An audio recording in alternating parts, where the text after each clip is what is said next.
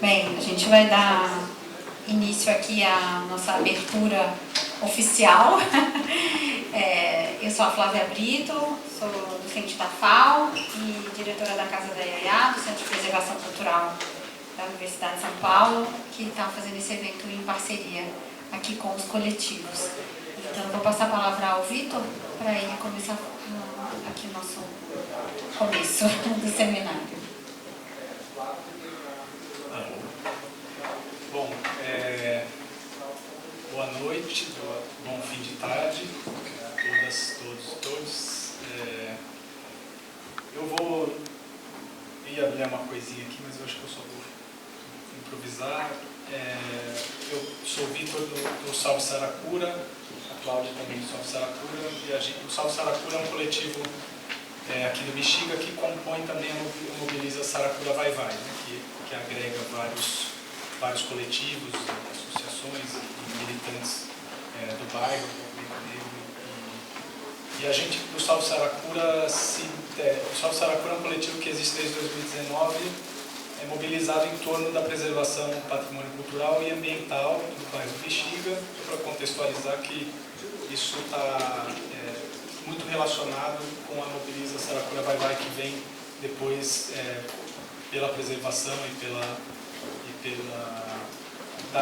da memória do quilombo Saracura, mas também pela permanência da população no bairro do Bexiga, que é um território negro, e vem sofrendo com uma pressão imobiliária que, apesar dos processos, né, de tombamento, da lei de tombamento que já tem 20 anos, que segurava alguma coisa em termos de ambiente construído, apesar disso, essa pressão imobiliária é uma ameaça assim, a permanência dessa população, que é muito importante também na salvaguarda do patrimônio material, das práticas do patrimônio material também, das práticas como o samba, da presença do candomblé no bairro, o vai-vai, talvez, a escola de samba é talvez o mais importante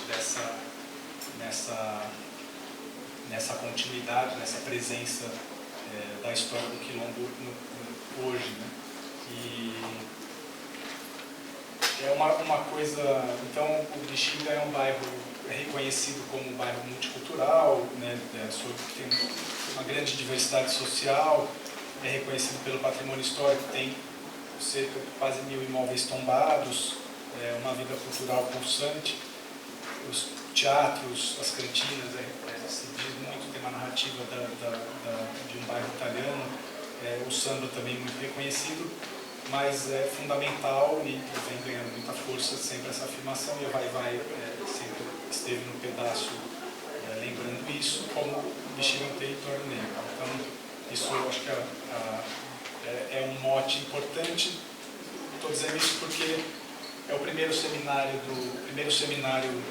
Bexiga como território cultural do CPC, acho que discutiu mais, estava mais voltado ali para o Rio Bexiga, onde está o Teatro Oficina, né? O Bexiga é um território aqui no centro de São Paulo definido por 3 rios, Itororó, Bexiga e Saracura, e esse seminário acabou, pelo convite do CPC, aos coletivos Salve Saracura e Saracura Vai Vai, ficando mais em torno do Saracura, então em torno desse rio, dessa história em volta disso. E eu acho muito interessante, sempre interessante pensar como a história da cidade de São Paulo tem uma autoimagem, construída, muito baseada na cidade construída pelos engenheiros, as pontes, os viadutos. O viaduto do Chá é sempre uma referência de sair do triângulo histórico e avançar na cidade para a República e para outros bairros. E, na verdade, acho que o que interessa para a gente aqui é olhar para como a ocupação mais ligada ao chão comum, às várzeas dos rios que sempre foram negadas. Eu acho que essa é uma potência muito grande de um debate que vem sendo acumulado, que está nos coletivos, nos movimentos articulados, e que vem sendo acumulado em seminários como esse, que são muito importantes, em parceria com a universidade, com o SESC, que tem recebido uma série de eventos nesse sentido. E muitos desses eventos foram um pouco espaços de elaboração importantes para movimentos do bairro, e eu só digo isso para ressaltar como esse evento é muito importante, porque ele ele avança no sentido de trazer convidados externos para discutir, para trocar experiências e pensar um pouco de uma forma expandida e dialógica, né? Então, agradeço muito ao CPC e a Flávia Brito, especialmente pelo convite, por possibilitar isso, que acho que é um ganho muito grande. Queria destacar que tem a exposição até o fim de semana que vem no Memorial da Nossa Senhora da Quirupita, Memorial Orione, Quirupita Orione, Memorial do Dom Orione, ali ao lado da igreja, que é a exposição Quilombo do Saracura, existência ontem, hoje e sempre, né? Que foi um trabalho coletivo muito importante do Saracura Vai, e acho que é um desses momentos de elaboração importante, de juntar um material grande. E para destacar uma outra coisa nesse acúmulo, também, não, acho que vou ficar por aqui. Depois a gente vai conversando nas outras. Obrigado. Boa tarde a todas, todos e todos. Eu sou a Flávia Santana, tenho bastante Flávia aqui hoje. Sou arquiteta urbanista, sou mestranda pela FAUSP no programa de pós-graduação. Pesquiso o Bexiga Negro e componho, junto aí com os companheiros, Mobiliza Saracura Vai. Gostaria de agradecer a Flávia, ao CPC, gostaria de agradecer também ao Salve Saracura pelas trocas e pela construção desse evento, que acho muito importante. Acho que eu estou aqui um pouquinho só para contextualizar, então, o nosso movimento, como que ele surge, como que ele se dá. Mas vou mudar só um pouquinho aqui a minha fala, pensando no que o Vitor começou a falar sobre o primeiro seminário, sobre o Rio Bexiga, né? A gente está aqui falando dos rios Saracura, então acho que é um tanto quanto poético que esses rios que estão aí submersos se encontram ali no Anhangabaú, vão formar essa subbacia e a gente está aqui em cima deles também se encontrando, debatendo, discutindo. Acho que isso é bem potente. O Mobiliza Saracura Vai tem um pouquinho mais de um ano. Esse movimento começa a se articular em função das obras do metrô, aqui da linha laranja, né, que vai ligar Brasilândia aqui ao centro. E foi avisado para alguém, que foi avisando para alguém, que foi avisando para alguém, que essas obras do metrô, que aquele local onde está sendo a obra do metrô tinha sido catalogado como um sítio arqueológico e que estavam sendo encontradas peças. E uma coisa que causou a indagação das pessoas do bairro, que se articulam e depois formam esse coletivo, é que isso foi muito pouco publicizado. Outra coisa que é um problema muito delicado é que a gente tem um vasto material que comprova a ocupação negra aqui no território das várzeas do Saracura. Sejam fotografias, sejam recortes de jornais, seja inclusive no discurso oral. E isso foi desconsiderado, né? Em alguns momentos foi dito até que essa terra havia sido muito remexida, então não tem nada de muito relevante a ser encontrado nesse solo. Então esse coletivo se mobiliza com o intuito de que, primeiro, essas peças sejam resgatadas e tenham condição de serem estudadas, inclusive, sob uma perspectiva afrocentrada. Afinal de contas, a gente entende, a gente sabe dessa ocupação, então não dá para ter só um olhar enviesado, eurocentrado, enfim, embranquecido sobre essas peças que estão ali. A gente também discute muito o que é a chegada de um metrô no bairro, pensando na especulação imobiliária, nas construções e principalmente nas expulsões, e que essas expulsões tendem a ser sobre a população mais fragilizada, né? Em grande parte a população preta. Então a gente também está aqui querendo questionar e querendo pensar em formas de que essa população não seja expulsa do bairro. O Bexiga já passou por alguns processos de expulsão, né, da sua população. Por exemplo, na década de 70, quando se abre a Radial Leste, as pessoas vão para os extremos da cidade, locais que não têm a mesma infraestrutura que o centro. Então a gente também está aqui pautando essa questão. Também estamos querendo entender e pensar no processo de licenciamento dessa obra que foi aprovado sem as devidas condições, né, desconsiderando essas peças. Então, acho que em linhas gerais a gente está um pouco aí com esse mote caminhando junto. E acho muito importante frisar que é um grupo composto por, em grande parte, população do bairro, pelo pessoal do samba, algumas pessoas das universidades, outras pessoas de diversas frentes, coletivos ou grupos. Então, acho que é um grupo muito plural e que entende que é uma questão que está dada aqui no território do Bexiga, mas que é uma discussão muito maior do que o Bexiga em si, fisicamente, né? É uma discussão que vai considerar tráfego transatlântico, vai considerar o que é a cidade de São Paulo, vai considerar deslocamentos. Então, acho que está ampliando hoje a discussão fisicamente, né? Ampliando aqui para fora dos nossos limites, é muito importante, muito rico. E é isso, gente. Um bom evento para todos nós.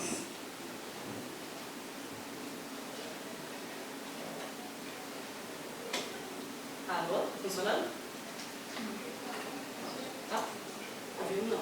Não. Melhor assim? Sim. Bom, gente, boa tarde a todas, todos e todos. Eu sou a Cláudia Muniz, sou arquiteta e urbanista de formação. Eu estou aqui também representando o coletivo Salve Saracura. Acho que não vou me alongar muito, o Vitor e a Flávia já comentaram bastante sobre as ações, sobre a formação, sobre as preocupações que esses movimentos sociais têm aqui no Bexiga. Eu só queria dar um testemunho. Eu participei da primeira edição, né, do primeiro seminário Bexiga Território Cultural. Naquele momento, eu fazia parte do grupo que estava elaborando o inventário participativo de referências culturais do Bexiga, que eram em uma das frentes da Rede Paulista de Educação Patrimonial. E eu sinto que naquele momento a gente, obviamente, estava discutindo riscos, né, a destruição do patrimônio cultural, a expulsão da população, mas eu acho que não com tanta força. Assim, eu sinto que nesse segundo seminário, essas preocupações elas vêm mais à tona. Eu acho que a gente vai ter um espaço aqui de reflexão, de conversa, de debate, para a gente refletir mesmo, né, quais são as possibilidades, tanto da preservação do patrimônio cultural ambiental, quanto a preservação da população, né, aqui residente. Então, eu também gostaria de agradecer ao Centro de Preservação da USP, a Flávia, ao Gabriel, pelo convite, e dizer também que amanhã eu vou mediar uma das mesas, então acho que eu também posso contribuir mais na mesa que eu vou fazer a mediação. Então, muito obrigada. Bom, eu então, reitero os agradecimentos ao Vitor, Flávia, Cláudia e Gabriel, Adriana Terra também, que estavam nesse grupo inicial que ajudou a pensar o seminário. Agradecer imensamente a equipe do CPC, Eduardo Kishimoto, Gabriel Fernandes, que já falei, a Ana Célia de Moura e a Daiane Santos, também a Bruna Elias, que está por trás de tudo que foi possível para trazer as pessoas. Para mim é um motivo de enorme alegria e emoção estar à frente de um centro de preservação da universidade, que a gente pode cumprir o sentido público do que é o patrimônio, do que eu acredito do que é fazer patrimônio, que não é exceção, mas é a trama do cotidiano, é a luta, é o dissenso, é aquilo que a sociedade quer dizer.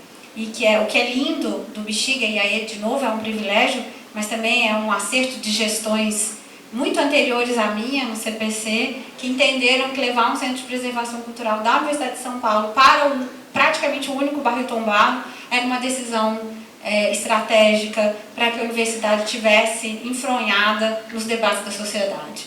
Então, acho que a universidade pública cumpre o seu papel, e eu só entendo por força constitucional, mas também porque me criei nessa tradição lá dos anos 80, de muito tempo atrás, né? Não que eu sou dos anos 80 do patrimônio, gente, mas eu aprendi o patrimônio com pessoas da década de 80 que lutaram muito e que entendem que o patrimônio ele está na sociedade, né? E é a sociedade que vai dizer o que é o patrimônio, e o Estado deve, então, fomentar políticas. Então, eu agradeço demais. A gente queria muito fazer um seminário, desde que eu cheguei a gente fez algumas coisas, a gente está sempre dialogando, e o momento chegou, né, de com que teor faria sentido fazer um seminário no CPC, frente a tantos debates que já vinham acontecendo. Então, acho que foi muito bom, a gente partilhou coletivamente, né, as decisões, quem chama, quem vem, como é que compõe, foi todo um trabalho coletivo mesmo. Então, espero que a gente tenha um bom seminário. São 5 mesas em 3 dias. Hoje, amanhã, o SESC nos recebe, a gente agradece imensamente, porque é muito importante poder estar aqui. E no último dia, quinta-feira, a gente vai ter uma mesa lá no CPC com a velha guarda do Vai-Vai se apresentando para a gente discutir o patrimônio imaterial. Então é isso, um bom seminário, a gente imediatamente compõe a mesa seguinte. Obrigadíssima.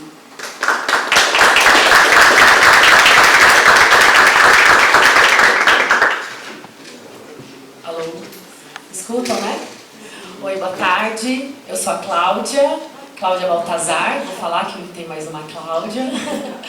É um prazer enorme estar aqui. Quero agradecer o convite. Eu falo em nome do coletivo Saracura Vai-Vai, o qual eu componho. Vou convidar as pessoas aqui da mesa também para elas irem compondo. Então, eu gostaria de chamar com grande prazer a Alessandra Ribeiro.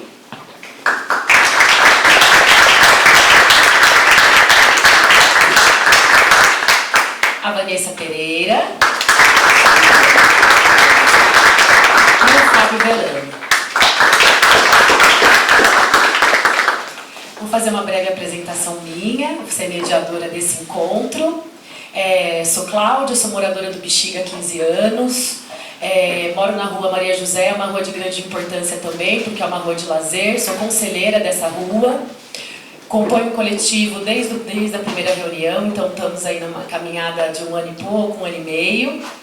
Sou turismóloga, atualmente faço doutorado em Planejamento e Gestão do Território na Universidade Federal do ABC e estudo a respeito dos valores afrocivilizatórios e como esses valores reverberam na atratividade turística. Então, compor uma mesa em que o nome... em que o tema é Quilombo e Patrimônio, para mim é de uma grande, uma imensa importância e um momento muito oportuno para a gente tratar isso. O coletivo, a própria colega já comentou um pouco a respeito, desde o seu surgimento, então vou continuar aqui. Eu acho que a gente falar de Quilombo, sobretudo hoje, pelas diversas transformações que o conceito do Quilombo foi passando ao longo dos anos, é muito importante. E para a gente entender também a dimensão de Quilombo a partir de um bairro que tem a sua formação aí inicial por uma comunidade negra, que tem datas desde 1800 e relatos impressos, inclusive em jornais, que atestam a presença desse Quilombo.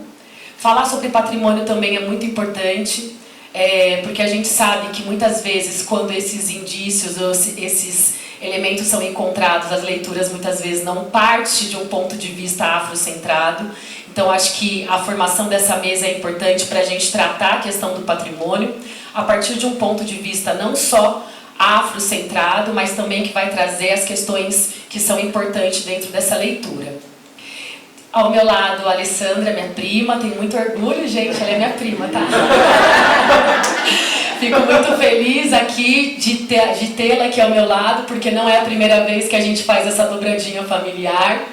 Eu nasci numa família em Campinas, uma família que tem uma tradição muito forte ligada à cultura. Somos de uma família de jongueiros, que é a comunidade de João Budito Ribeiro. Então ela vai falar melhor do que eu aqui a respeito disso. Vou chamar a Alessandra para fazer uma breve apresentação um pouquinho a respeito dela, da caminhada dela. Dessa forma a gente segue com os demais e aí eu volto a falar mais um pouco do tema e a gente vai batendo esse papo, tá certo?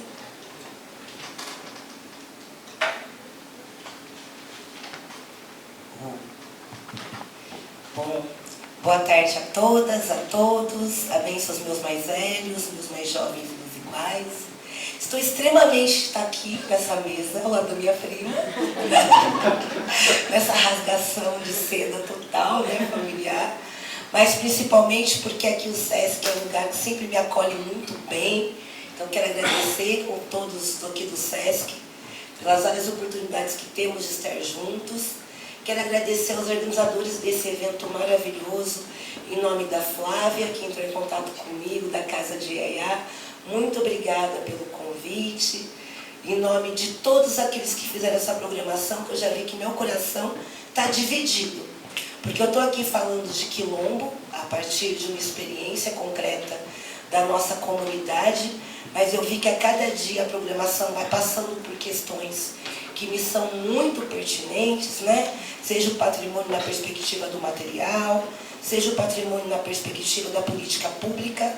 e também quanto um instrumento que pode nos auxiliar a nos firmarmos nesses territórios, e seja como vocês vão fazer no último dia com a velha guarda da Vai-Vai, com Nilcemar Nogueira e Alexandra, Cláudia Alexandre. Não, meu coração não aguenta. Eu já queria estar aqui todos os dias, se pudesse.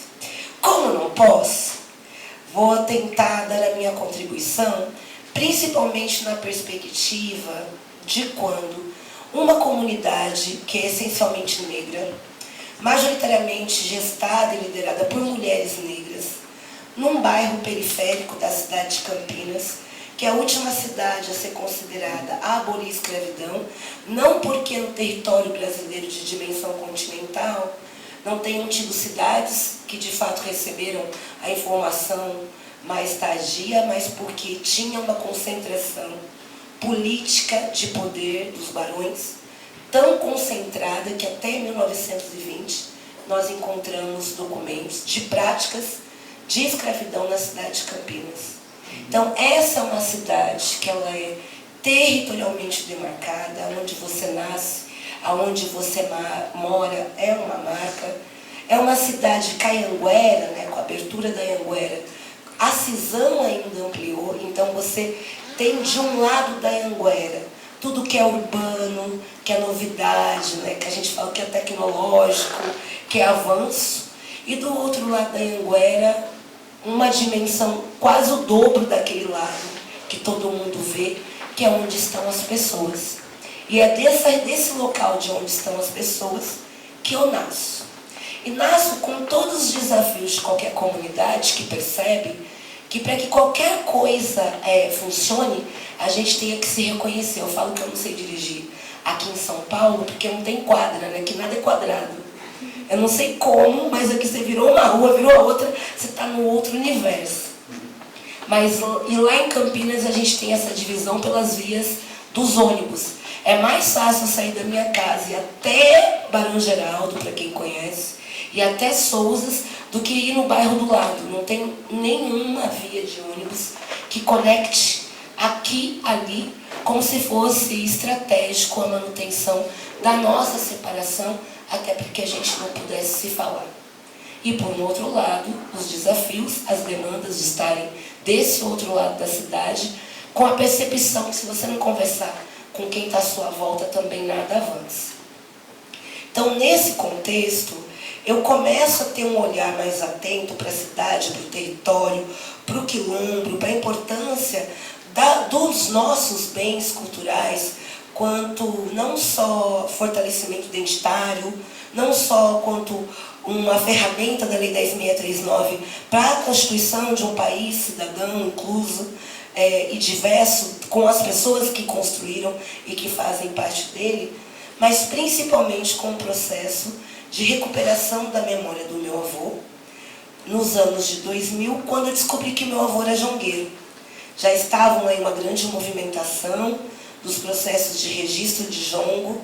Eu já sabia da prática do jongo como outras, mas essa manifestação me toca de uma forma diferente e me leva a olhar para ela de um outro sentido, e eu me reconecto com esse ancestral. Me reconecto com esse ancestral numa perspectiva de construção de vida, mas me conecto com esse ancestral numa perspectiva religiosa de que recuperar a memória do jongo era trazer para fora do quartinho tudo que a gente havia escondido. Então, nós somos de uma família que tem muitas religiões, muitas pessoas de matriz africana, mas até a geração das nossas tias-avós, todos eram católicos apostólicos romanos. Mas qualquer dor de barriga a gente recuperava no quartinho do Paz. E eu me vi também com 10 anos, minha filha aos 10 anos, mesmo ela tendo nascido dentro de um terreiro, perguntando por que ela não ia fazer primeira comunhão, porque nós éramos católicos apostólicos romanos, mesmo ela tendo nascido no espaço do terreiro. Então, entender também que recuperar com o jongo era assumir um compromisso de contribuir para uma sociedade antirracista, mas que iria fazer isso, essa transformação, partindo daquilo que eu acredito que foi o que os nossos ancestrais nos trouxeram, quando a gente olha para essa sala que mesmo a gente falando de uma pauta que é essencialmente negra, temos a maioria de pessoas brancas. E o ensinamento que os nossos ancestrais trouxeram, de que para transformar uma sociedade, a gente precisa transcender os corpos a que viemos, mas de nenhuma forma nos afugentarmos das responsabilidades das nossas canetas. Então é criada nessa comunidade, com esse desafio de recuperar uma memória, que eu me torno historiadora, faço a faculdade de História, e quando estava terminando a faculdade de História, me deparo com uma área do lado da minha casa, que era uma fazenda antiga do século XIX, que iria se tornar um equipamento público comunitário, porque ela estava guardada para especulação imobiliária. Termos esses que dentro da comunidade eu nunca tinha ouvido falar. Então, quando uma comunidade de jongo, periférica, dentro do seu próprio território, começa a ocupar esse espaço de uma fazenda, com tudo o que a gente tinha, que era a nossa ancestralidade, os nossos tambores, e a certeza que era a primeira vez que era visível, até a nós que ali morávamos há mais de 30 anos, que um patrimônio físico daquela dimensão também existia na periferia. Porque até aquele momento, tudo que eu via como patrimônio, eu tinha que ir lá no centro da cidade, lá no Taquaral, lá, era sempre lá e nunca aqui. Então, o que era ter um patrimônio aqui e como fazer um equipamento que era público, comunitário, se tornar de fato público e comunitário e não um puxadinho do novo loteamento que ia, como acontece em toda especulação imobiliária, chega com velocidade, chega com potência, chega com total apagamento das referências anteriores e chega repleto de direitos. Como se os direitos de quem morasse ali não houvessem ou não existissem. Então, por conta de estar nessa missão, de ser uma comunidade jongueira, uma liderança de jongo, que estava sendo atravessada por um processo também de pesquisa, e aí sim reconheço a importância da academia como ferramenta, sim, de fortalecimento dos territórios, um fortalecimento estratégico, porque é onde a gente pode se instrumentalizar, mas também ter esse instrumento dentro das nossas comunidades, que acabo terminando a faculdade de História e levando o meu mestrado e doutorado para a área de urbanismo, para entender, afinal, que cidade é essa que apagam as pessoas. Se dizem que a cidade é o lugar do acontecer humano, e por isso dialoga tão profundamente com a história, por que os prédios nos massacram com uma velocidade tão grande que parece que o que a gente faz ali não interessa? Então, eu vivenciei na Fazenda Roseira os impactos de ver em prédios em menos de 5 anos, subindo torres que afetavam não só a nossa paisagem, a iluminação, que agora é diferente, então o meu sol não é igual, as plantas que ficavam do lado da fazenda não florescem mais da mesma forma, porque tem uma sombra de torres, mas também as dores físicas e emocionais, que a presença tão impiedosa, tão veloz, dessa nova comunidade chegando no bairro, não reconhecendo a nossa presença anterior, trouxe as nossas práticas culturais. Então nós tínhamos um samba no início, que era da meia-noite às 6 da manhã, não é só porque, como dizem, a pessoa fica batendo tambor, não tem o que fazer. É porque da meia-noite às 6 da manhã a gente conseguia atender a comunidade que trabalhava até tarde. Então a gente fazia um samba da meia-noite às 6 da manhã para acolher essa comunidade que gostava de samba, e como no entorno da fazenda não tinha nada, a gente podia fazer. Foi a primeira coisa que a gente teve que interromper por conta de vizinhos. O próprio Arraial do Jongo, que acontecia da meia-noite às 6 da manhã, por conta de locomoção, como eu falei, os nossos bairros não têm comunicação. Então, se alguém da periferia, mais distante do que a Roseira, vem para a nossa festa, ela não tem como ir embora antes das 5 da manhã. Então a gente serve canja e canelinha para que mesmo que as pessoas não tivessem como comprar os produtos da festa, estivessem alimentadas, assistindo às atividades culturais. Também não pudemos mais fazer esse horário. E diversas outras coisas que foram sendo modificadas. Então, a minha provocação e contribuição para a perspectiva do quilombo urbano, do Saracura, da Vai-Vai, que é indiscutivelmente um patrimônio cultural. Então, preservar o espaço da Fazenda Roseira para nós não é algo externo a nós. mas é parte da nossa existência, ao nosso manifestar, a nossa prática com o jongo, a nossa relação com a natureza ali instituída, e ao fato de ressignificar, sim, um espaço que era uma casa de barões, né, que traz todos aqueles códigos opressores nessa cidade, a partir da nossa oralidade, dos nossos corpos, das nossas crianças, dos nossos mais velhos, contando a sua própria história, né? Que é algo que faz uma transformação para além da nossa intelectualidade, mas também pautada na nossa presença humana de se manifestar. Como eu só tenho 5 minutos, e eu sou normalmente muito objetiva nas minhas falas, que eu gosto de dialogar, eu quero pedir para o Gabriel passar um filminho da Fazenda Roseira e quero agradecer aqui também a oportunidade de estar ao lado do professor da UFBA, que é um lugar que eu tenho muito carinho, depois quero fazer tricô, que estarei na Bahia, não quero perder oportunidades. E muito obrigada pelo convite e que as nossas experiências, as nossas pesquisas e as nossas reflexões possam contribuir com essa luta do Saracura Vai-Vai, que não é uma luta do bairro do Bexiga, nem da cidade de São Paulo, mas é de toda a população negra desse país, que está cansado de perder seus espaços, de viver, de existir e de se manifestar em sua ancestralidade. Gratidão, axé.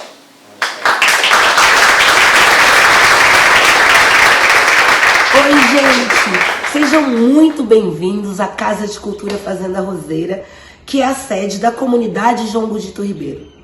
Hoje eu quero convidar vocês a fazer um breve passeio no nosso roteiro comunitário, que tem como objetivo emergir, compartilhar, difundir a cultura de matriz africana a partir do jongo dentro de uma experiência no nosso território. As pessoas que vêm no nosso roteiro, elas podem ser estimuladas pelo tato, audição, olfato, paladar e tem uma grande experiência de jongo, de brincadeiras, jogos africanos, a nossa cosmovisão ambiental e tudo que envolve o histórico da chegada da comunidade João Gudito Ribeiro nessa sede de fazenda que é do século XIX.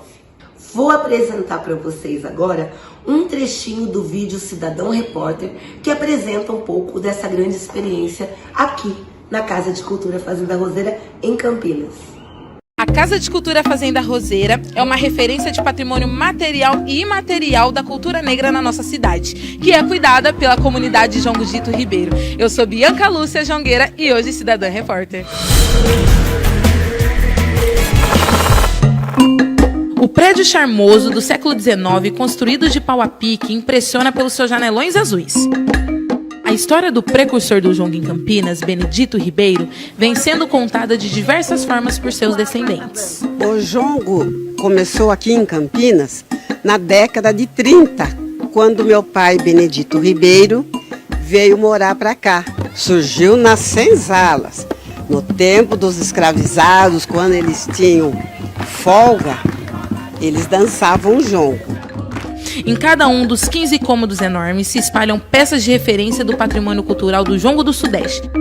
A exposição, que é aberta ao público, sempre recebe estudantes de todas as idades. Da África, se eu não sou de lá, meus avós são de lá da África. Uma vivência como essa atrai as crianças, atrai o olhar, atrai o desejo da criança de aprender. É uma festa quando começa a dança do jongo. Sapo cantou na beira do rio, na outra banda todo mundo ouviu. Gostei de aprender mais sobre sobre as culturas africanas, isso vai ajudar muito na escola. Com o crescimento urbano e a valorização imobiliária, a fazenda, que dá nome ao bairro, por pouco não foi extinta.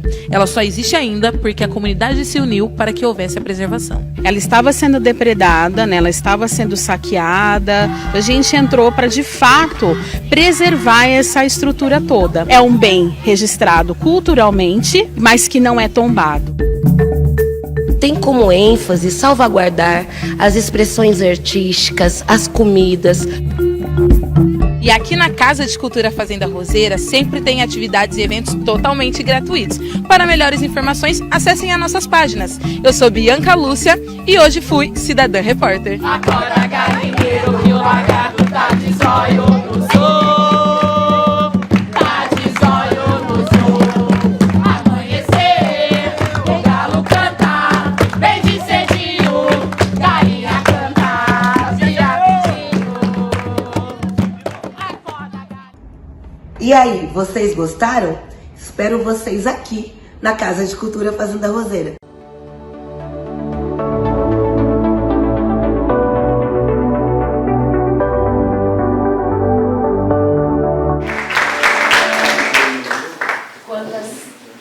Quantas similaridades, né, gente? Trazer a Lê, a Alessandra, para trazer essa discussão da Fazenda, foi muito pensado, porque a gente atravessa as mesmas coisas, né? Quando a gente faz todo o nosso trabalho de educação patrimonial, a exposição que a gente promove, estamos promovendo agora, que o Vitor também pontuou, é para trazer o quanto é relevante a preservação dessa cultura, o quanto ela mobiliza, o quanto ela faz diferença, e que se a gente piscar os olhos, a gente perde tudo em um segundo, né? Então, mostrar os prédios que foram construídos no entorno, para mim dói até hoje, porque a gente cresceu brincando ali nesse território, e a gente viu, mesmo depois da Fazenda, até porque esses edifícios eles tinham como um apelo o bosque, né? Ia ser um eco residencial, em que a Fazenda estava parte dentro, ela ia ser murada dentro desses complexos, e foi a nossa resistência e a permanência da comunidade que faz salvaguardar também essas histórias todas. Então, eu acho que dialoga muito com o Bexiga. A gente está falando de valores civilizatórios, são coisas imateriais, que não necessariamente a gente consegue ver, mas a gente consegue viver e sentir. Tá? Então, quero agradecer muito a Alessandra. Quer encerrar, colocar alguma coisa? Tranquilo. Muito obrigada pelos seus apontamentos. Eu acho que ajuda muito a gente na construção desse processo todo. E vou chamar aí para essa apresentação agora a Vanessa Pereira, atualmente coordenadora, né, Vanessa, do IFAM, urbanista, estou entre os urbanistas aqui hoje, estou me sentindo bem lisonjeada. Pode falar, Vanessa, seja bem-vinda. Boa noite. Boa noite? Boa noite, pessoal, tudo bem? Então, eu me chamo Vanessa Pereira, eu sou arquiteta e urbanista, estou como coordenadora geral de identificação e reconhecimento do Departamento de Patrimônio Material do IFAM. Eu trabalho hoje em Brasília, eu sou de Santa Catarina, formada pela Universidade Federal de Santa Catarina, com mestrado lá também, e hoje aluna da UFBA no doutorado, né, na Escola de Arquitetura. Estou muito feliz pelo convite do CPC para estar aqui hoje, principalmente por estar nessa mesa maravilhosa com a Alessandra, que eu conheci recentemente, que é nossa conselheira, agora no Conselho do IFAM, o professor Fábio Velame, que eu só conhecia por vídeo, por conta da pandemia e meu tempo de disciplinas online, mas eu fico muito feliz de estar aqui e principalmente poder falar sobre esse assunto que eu vim trazer aqui para vocês hoje. Tem um passadorzinho? Quando a Flávia convidou, né, a equipe do CPC para vir aqui, era para falar um pouco sobre a nossa portaria de tomamento de quilombos, tá? Que eu trago aqui como um direito constitucional e uma portaria que foi publicada semana passada, dia 20 de novembro de 2023. Tá? Pode passar. Essa portaria ela vai trabalhar com o conceito da Constituição Federal, tá? Desde 1988, no artigo 216, parágrafo 5º, há a previsão, né, de que todos os documentos e sítios detentores de reminiscências históricas de antigos quilombos ficam tombados.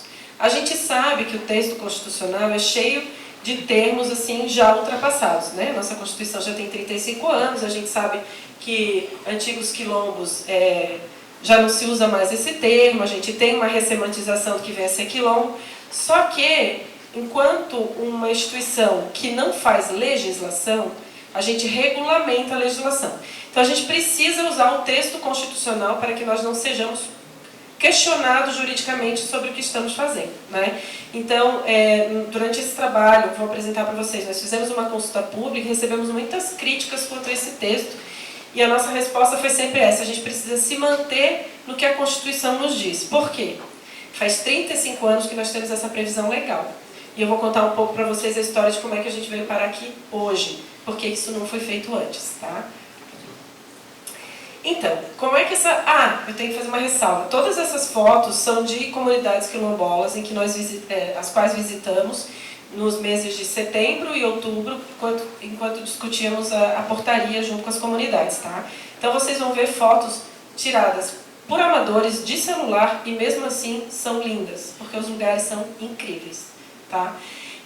Um pouquinho desse histórico, né? O IPHAN discute a questão do tombamento dos quilombos desde 1988, quando a Constituição foi promulgada. Eu até comentava com a Flávia que eu estava vendo o texto da professora Briane Bica, em 88, falando exatamente o que nós estamos falando em 2023. Mas essas vozes pareciam que não tinham força dentro da instituição.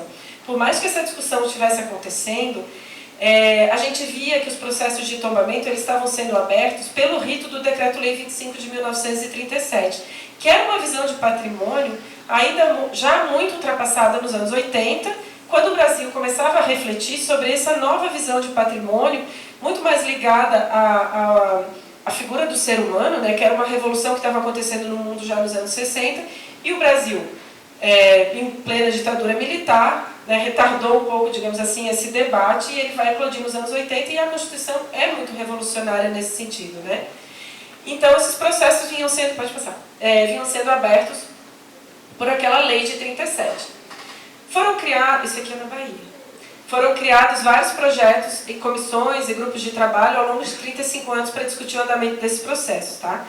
Mas, de fato, apenas um quilombo foi tombado até hoje como quilombo, que é o quilombo do Ambrósio, que é um sítio arqueológico, tá? Em Minas Gerais. Nós temos também o tombamento da Serra da Barriga como patrimônio natural, no qual um dos valores é o quilombo dos Palmares, mas ele não foi tombado enquanto tipologia de quilombo, tá? Então, nesses 35 anos, nós tivemos vários estudos, dossiês, grupos temáticos de trabalho, mas, de fato, isso não revertia em preservação.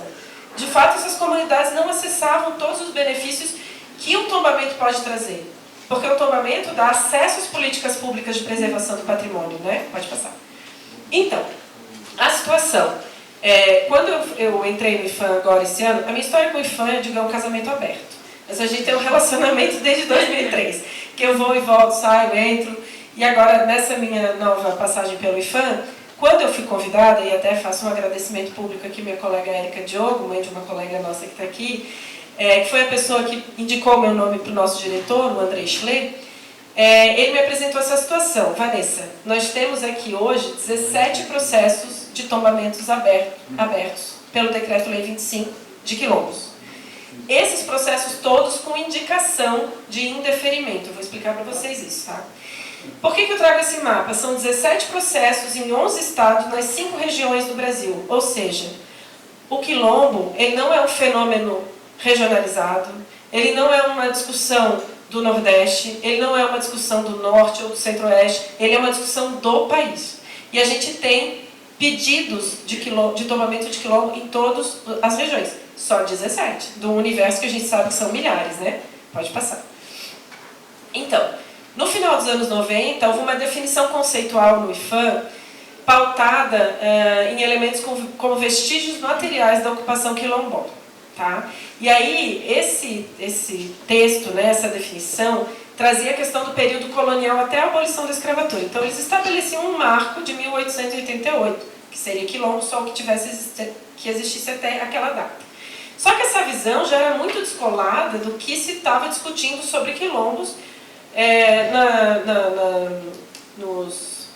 meu Deus, me fugiu a palavra agora. Nos grupos, né, de discussão da ABA, da Associação Brasileira de Antropologia, já não se falava mais em vestígios materiais, né? Então, praticamente, o IPHAN estava trabalhando com sítios arqueológicos, né, que tivessem comprovadamente existido antes de 1888. Isso já era uma visão muito ultrapassada nos anos 80, nos anos 90, quando isso está sendo discutido, tá? Pode passar.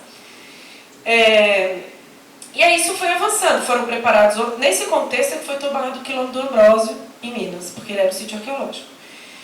E aí eu lembro muito do texto de um colega nosso que é procurador federal, que trabalhou comigo também nesse projeto, que ele fala assim que o tombamento do patrimônio das comunidades afro-brasileiras e dos povos originários é quase assim, ele é feito a pinceladas, quase para como mascarar um preconceito existente, mas que fica disfarçado. Olha, não é uma instituição preconceituosa. Veja, temos quilombos tombados, mas é né? Então a gente vê que esse argumento ele é muito fraco. Então, isso foi sendo discutido, foram preparados dossiês, feitos estudos, foram feitas dissertações de mestrado do programa de mestrado do IFAM, do PEP, né? Discutindo isso. Então, assim, muita gente lá dentro já tinha uma visão mais ampliada do que era quilombo, que aquilo não estava adequado, né? Há uma revisão conceitual, então. Em 2019 é feito um estudo por um colega meu que ainda trabalha comigo lá na minha equipe, que é o Raul Maravalhas, ele é historiador e arquiteto, a pedido da ex-coordenadora geral, a Carolina de Lello, sobre o que o IFAM já produziu de conhecimento sobre quilombo, vamos fazer assim um estado da arte. E aí ele vai trazer várias informações que ele foi coletando e ele fala um pouco dessa revisão conceitual do que se entende como reminiscência histórica de antigo quilombo. Reminiscência como lembrança, como recordação, como memória coletiva, né? Como elemento de referências culturais ligadas a um passado de grupo que se identificam como quilombola. Então a gente deixa de ter o elemento do remanescente, que é a memória física, e passa a trabalhar com a reminiscência, que é a memória. Tá? Então, pode passar. Então, isso que eu falei, em 2019, houve esse esforço interno desses servidores que estavam lá trabalhando, né, a duras penas dentro do IFAM naquele momento de 2019, elaborando esse documento, e aí em 2021 é feita uma consulta à Procuradoria Jurídica do IFAM sobre qual encaminhamento deveria ser dado aos pedidos de tombamento de quilombo. Se o tombamento previsto na Constituição era o mesmo tombamento do Decreto-Lei 25. Pode passar. E aí a Procuradoria retorna e diz assim, não. E aí vocês vão entender por que eu estou fazendo essa história. Porque o Decreto-Lei 25 de 37, ele vai dar ao IFAM a atribuição de instruir o processo e de fazer uma análise de mérito, se aquele bem vai ou não ser tombado. E, posteriormente, isso passa pelo Conselho, que vai novamente analisar o mérito e vai definir o tombamento ou não. No caso dos quilombos previstos na Constituição, não há análise de mérito. A análise de mérito está posta na Constituição. O trabalho do IFAM, ele é de averiguar uma condição. O IFAM vai verificar se existem reminiscências históricas de antigos quilombos. Então, o nosso trabalho é muito mais de verificação do que instrução processual. Então, não pode ser a mesma lei. E aí, o que aconteceu? Aqueles processos foram todos indicados para arquivamento, porque se não é Decreto-Lei 25, o IFAM não vai fazer. Quando a gente chega em 2023, aí, né, isso foi 2022, a gente chega em 2023, a gente tem um novo momento da história do país, né?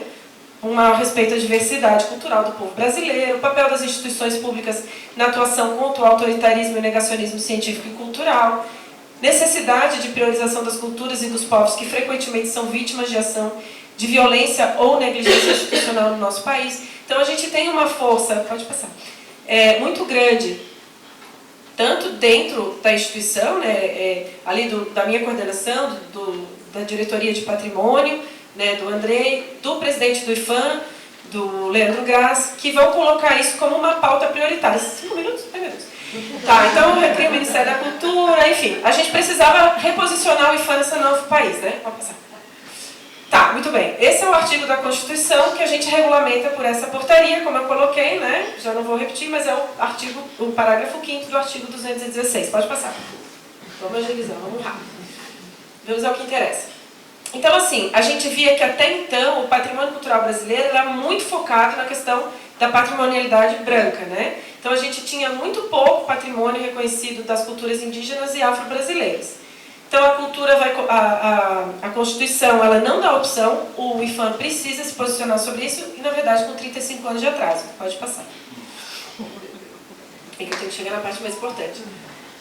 A gente precisa, né, valorizar essas narrativas afro-brasileiras, reinventando essa patrimonialidade no Brasil, buscando reconhecer essa trajetória histórica das expressões afro-brasileiras e seus significados simbólicos, né?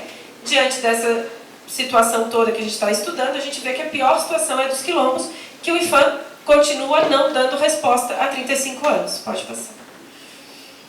Bem, então, o que norteou esse nosso trabalho? Que a gente precisava regulamentar, que isso estava sendo negligenciado pelo IPHAN, que seria uma guinada muito difícil, mas que fundamental para a nossa instituição, e que as normas constitucionais elas estão no topo do ordenamento jurídico, a gente tem aplicabilidade imediata, então a gente não podia se negar a fazer. Tá? Pode passar.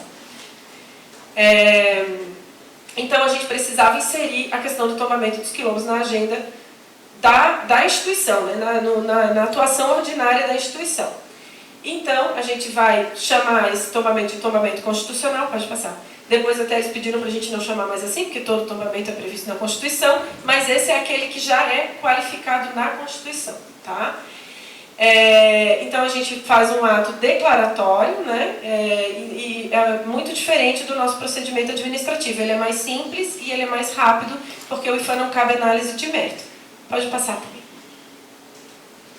Eu quero chegar na parte mais importante. Isso aí, objetivos da portaria. Primeiro, regulamentar o procedimento para declarar o tombamento dos quilombos, documentos e sítios detentores de reminiscências históricas dos antigos quilombos, né, no âmbito do IPHAN. Isso é muito importante, a gente não vai trabalhar... Posso? Tá. Eu já falo rápido.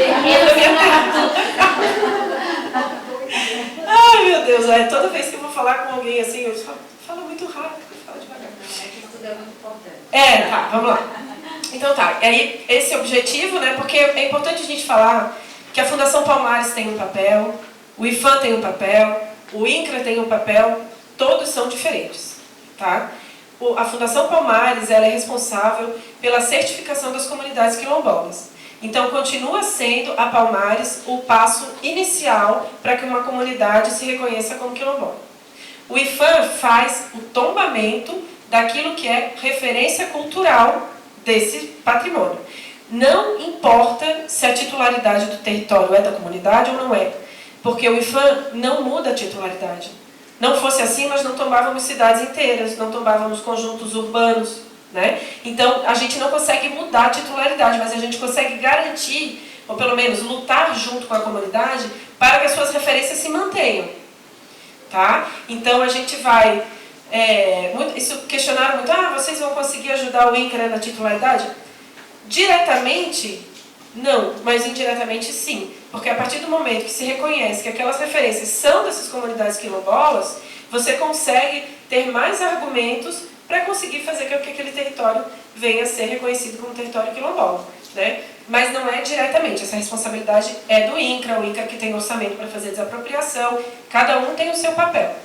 E ambos participaram da construção dessa portaria. Pode passar. E aí, um objetivo que a gente tem esses dois objetivos no texto da portaria, um operacional, né? Então a gente tem que regulamentar, e o outro que é ressaltar o protagonismo da população afro-brasileira na reivindicação do direito à liberdade no Brasil. Então, pautados pelos princípios antirracistas, né, na construção dessa patrimonialidade e na resistência quilombola ao processo de escravização, à discriminação e à violação dos direitos sofridos pelo povo negro nos períodos subsequentes. Isso aqui é importante, gente. Parece que é só um conceito, mas isso é importante. Por quê? Porque a gente não trabalha com limite temporal. A gente tem 3 hipóteses para tombamento. Eu vou apresentar para vocês. A primeira hipótese, que ela pressupõe a existência da comunidade, não há um limite temporal, porque memória é daquela população, é daquela comunidade. O que esse território tem que resguardar é memória. O IPHAN, os técnicos do IPHAN, eles não têm como aferir a memória. A memória ela é passada, ela vem, ela é contada para a instituição. E essa questão da resistência aos períodos subsequentes vai trazer essa ideia de que não há marco em 1888. Até porque a gente sabe, a Alessandra acabou de falar, que a abolição da escravatura foi um período, um processo que ele não é homogêneo, ele não começa em 1988, ele não termina em 1888, muito pelo contrário, ele segue até hoje. Porque a gente sabe que até hoje, eu não sinto isso na minha pele, mas eu vejo esses relatos de que as pessoas sofrem isso até hoje, né? Então é muito importante a gente trabalhar com esse conceito de períodos subsequentes, tá? Pode passar. Então, essas são as hipóteses, que a gente está chamando aqui de conceitos chaves. A gente tem, na portaria, o artigo 1º dos objetivos, o artigo 2º vai trazer os princípios. São muitos princípios, eles foram construídos muito coletivamente. E entre os princípios, as coisas mais importantes que a gente tem é o direito dessas comunidades, né? A consulta livre, prévia, informada, consentimento para fazer pesquisa, ao trabalho conjunto, né? A relação da materialidade com a imaterialidade, são vários princípios, tá? E o artigo 3º, ele vai colocar as hipóteses em que a gente enquadrou esse tombamento. O primeiro, sítios ocupados por remanescentes das comunidades de quilombos, detentores de referências culturais, materiais ou imateriais, nos quais se produzem e reproduzem práticas culturais vigentes. O que é isso? São comunidades, como que a Alessandra acabou de falar, em que há a comunidade, o tombamento, aí as pessoas falam, vocês vão tombar bem imaterial? Não, a gente não vai tombar bem imaterial. A gente vai tombar um sítio, um território, um terreno, uma área, onde existem práticas imateriais, que são as reminiscências, que são a memória daquele povo transformada naquelas práticas. Então, a gente pode ter vestígio material. Muitos dos quilombos que eu fui tinham ruínas, tinham casas, tinham igrejas, tinham muitas coisas. Mas muitos deles não precisa ter. Então, se o meu quilombo, a minha comunidade, a gente não tem nada, as casas eram de adobe, já desfizeram, né? Tudo recente. Mas a gente planta desse jeito, porque sempre plantamos assim. A gente dança desse jeito, a gente toca essa música, a gente tem essa festividade, a nossa religião se manifesta assim, a gente tem os nossos assentamentos. Então, se é um lugar que guarda essa memória, ele se enquadra como um sítio na hipótese primeira. Por que a gente separou? Porque nessa primeira hipótese, todo o processo é conduzido pela comunidade, com a comunidade o tempo todo. Tá? Então, toda vez tem que ter consulta à comunidade, tudo que o IFAM for produzir, ele tem que retornar para a comunidade para pactuar. Tá? Tudo que vai ser resguardado vem da comunidade. É outra coisa importante, a comunidade vai definir quais são as referências que eles querem resguardar. Porque não precisa ser o quilombo todo. E também não vai ser aplicada aquela regra do IFAM de fiscalização, que qualquer banheiro que eu vou construir, se eu vou fazer a casa para o meu filho aqui atrás da minha, eu vou ter que pedir autorização para o IFAM. Não, é diferente. Porque a gente não é regido pelo Decreto-Lei 25. Então, o que acontece? A comunidade vai dizer, essa igreja para mim é importante, esse rio para mim é importante, esse território aqui é onde a gente dança. Eu quero que isso aqui o IFAM nos ajude a manter. Então, a gente quer, se daqui 20 anos chegar uma liderança nova e quiser pintar aquela igreja de vermelho, fazer um andar para cima, uma casa do pioneiro, que seja lá o que for, o IFAM vai dizer não, porque 20 anos atrás essa comunidade disse que isso era uma referência cultural e que assim tinha que ser mantida. E aí o IFAM vai atuar para que isso se mantenha. Se houver, por exemplo, um empreendimento que vai fazer com que seque um rio, que foi indicado pela comunidade como sendo fundamental uma referência cultural, porque essa referência cultural ela pode ser natural, o IFAM vai trabalhar para que esse rio não sofra esse impacto a partir desse empreendimento. Tá? Então, essa é a primeira hipótese. A segunda hipótese, que eu acho que é o caso de vocês aqui, são sítios não ocupados por remanescentes das comunidades de quilombos que são detentores de vestígios materiais referentes à sua memória. Ou seja, a comunidade não está mais ali naquele território, ela não está mais ali. Mas há resquício material dessa comunidade que ali viveu. E aí ela se enquadra na hipótese segunda. Nessa segunda hipótese são sítios arqueológicos. E aí você também tem um regramento que tem que ser paralelo e alinhado com a lei da arqueologia. E o terceiro são os documentos detentores de referências à memória das comunidades. Então, por exemplo, os documentos originais, os documentos que se localize e que conte essa referência, uma escritura, um testamento, uma carta, que contem a história desse quilombo, também podem ser tombados. Não significa que vai sair da comunidade, que vai para o museu, não significa que vai para o arquivo do IFAM. Pode ir se a comunidade quiser uma guarda, mas ele fica com a comunidade, só que ele tem que ser cuidado. A partir do momento que ele está tombado, aí o IFAM vai dizer, documento, como é que está tudo bem, né? Aí passa a ter cuidado, pode passar. A declaração do tombamento, né, ela é regulamentada por essa portaria. Ela não impede a abertura de processo referente a outras formas de acautelamento de bem, ou seja, a gente pode continuar pedindo o tombamento pelo Decreto-Lei 25, se entender que se quer uma legislação mais rígida, né, com mais poder de polícia. Pode-se pedir um registro de uma prática cultural, pode-se pedir um cadastramento como um sítio arqueológico. Essa portaria não impede nenhuma outra forma de acautelamento. O que acontece? Por ela ser mais rápida, por ela ser mais dialogada, não que os processos de tombamento não tenham que ser dialogados, eu defendo isso, eu acho que a gente vai avançar para isso. Mas essa já nasce com essa prerrogativa de ser dialogada, tá? A gente entende que ela vai ter uma pactuação muito maior com a comunidade. Então, as referências culturais vão ser trazidas pela comunidade. A gente vai fazer a gestão a partir desse entendimento com a comunidade, tá? E a gente entende que vai ser mais rápido, então, porque o IFAM não precisa fazer aquela análise toda, né? A gente vai poder trabalhar com os documentos da comunidade. Pode passar. E tem uma outra coisa que eu acho que é importante a gente falar aqui, é que, eu não botei, mas é importante. No artigo 9º da nossa portaria, diz o seguinte: a partir do momento que a comunidade apresentar a documentação comprobatória, que está lá no documento, e o IFAM da Superintendência, aqui, Superintendência de São Paulo, recebeu a documentação, viu que está tudo ali, eles vão mandar para a sede lá em Brasília. A gente vai fazer um cadastro, a gente vai colocar isso numa base de dados do IFAM. E a partir do momento que isso estiver cadastrado na base de dados do IFAM, todo e qualquer empreendimento que tenha impacto, ou seja, grande empreendimento, que o IFAM tenha que analisar, o quilombo passa a ser considerado. Num primeiro momento, enquanto o processo não estiver concluído, enquanto a gente não tiver mapeado territórios, referências, vai ser a garantir o direito de escuta da comunidade. Então, se vai ter um empreendimento que pode impactar essa comunidade, a gente vai dizer, opa, primeiro vocês precisam escutar a comunidade, pelo menos garantir o direito de escuta. Quando o processo estiver concluído, e aí, voltamos lá ao exemplo, esse riacho aqui a gente não pode perder porque ele abastece a nossa comunidade, essa água é sagrada para o nosso rito, tarará, tarará.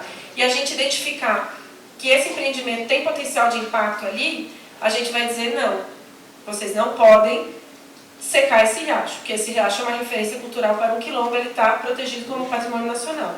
Tá? Então, são dois momentos, a gente cadastra, e aí tem o direito de escuta, concluir o processo, a gente consegue defender a preservação.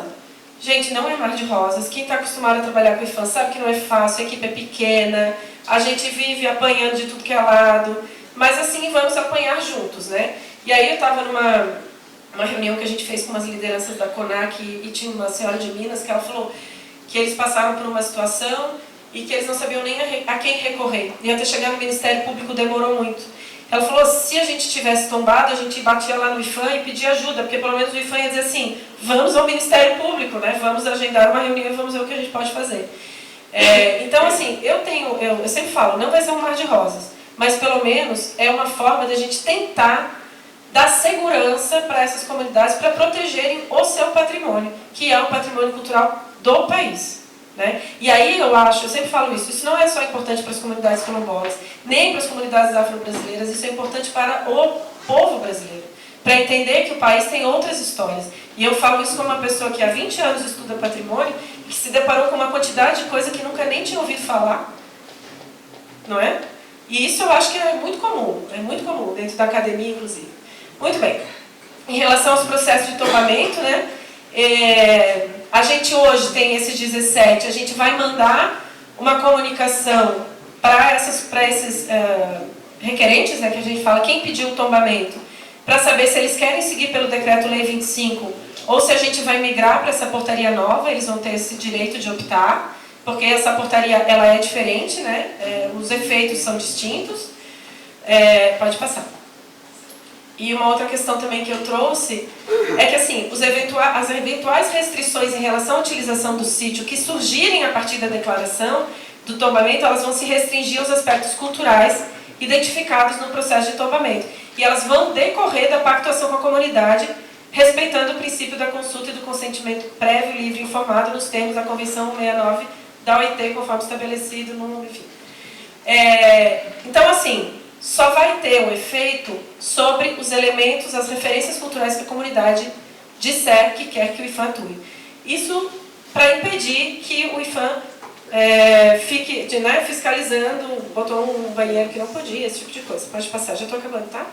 Acho que até o último. O IPHAN vai abrir um prazo de 12 meses, essa discussão, a gente vai ter, essa portaria é quase um piloto para a gente ver se ela funciona. A gente vai ter que chegar a muitas comunidades, a gente não conseguiu falar com muitos quilômetros, a gente conseguiu falar com mais ou menos 90 lideranças e representações, é pouco, mas a gente vai seguir esse ano aí para em 12 meses a gente ver se precisa fazer algum ajuste, adequar os termos, enfim, e se está funcionando ou não. Eu acho que é a última slide. Meu Deus, não acaba nunca. Esse processo que é muita coisa, gente. Mas assim, esse processo ele foi construído dentro do IPHAN, conduzido pelo DEPAN, mas a gente trabalhou com o imaterial, a gente trabalhou com o pessoal da arqueologia, a gente trabalhou com a procuradoria, nós falamos com as superintendências, com outros ministérios, né, que eu já falei aqui, fizemos consulta pública de 45 dias, mais de 240 contribuições. Aí aqui as nossas reuniões, né, várias visitas que fizemos. E é isso aí. Isso aí é uma foto que eu tirei num quilombo chamado Chacrinha dos Pretos, em Belo Vale, Minas Gerais. É isso, gente. Muito obrigada.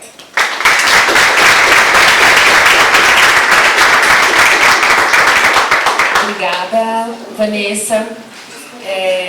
Eu só sinto assim, e aí na verdade é um desabafo, é um lamento, são tantas sensações, tantos sentimentos, porque eu sinto muito passar do lado da minha escola de samba, do Vai-Vai, e ver ela no chão, diante de tantos indícios de que aquilo ali foi uma violência que aconteceu com a escola, com o patrimônio material do bairro, com o patrimônio material e com todos os sentidos. Então, assim, na verdade é um desabafo mesmo, porque eu fui ouvindo tudo isso e pensando como que isso pode acontecer dentro da nossa comunidade, diante de tantas leis, né, que se debruçam aí para a salvaguarda e para a proteção desse patrimônio, que é um patrimônio que você acabou de dizer mesmo do Brasil, e diante disso também, a gente fala do Vai-Vai, mas a gente sabe que naquele território tem o Quilombo Saracura, entre outras dimensões que deveriam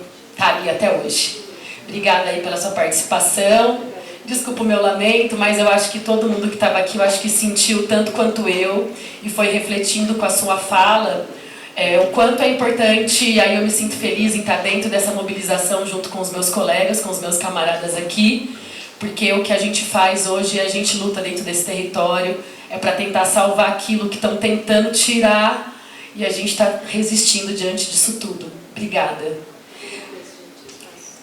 Eu vou chamar o professor Fábio, eu sou uma admiradora do trabalho dele, então já vou falar também aqui bastante. Seja bem-vindo, professor.